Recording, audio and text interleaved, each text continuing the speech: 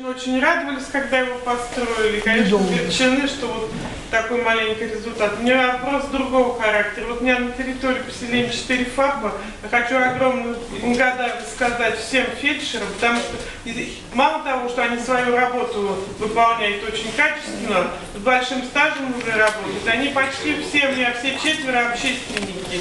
И в выборах участвуют, и депутаты. Им большое огромное спасибо. Но вопрос у меня, знаете, какого характера?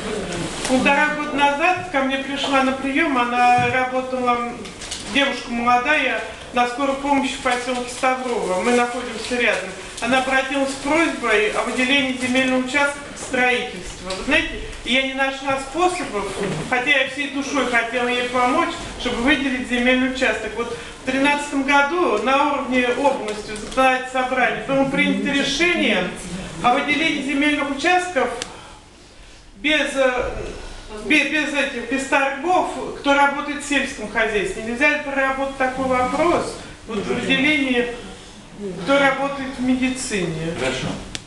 Я обязательно этот вопрос обсуждали. У нас есть опыт наших международских соседей. Там некое решение принято, да, и как бы дало положительный результат, просто посмотрели. Я проработаю, обязательно мы туда сообщим. Ладно, спасибо.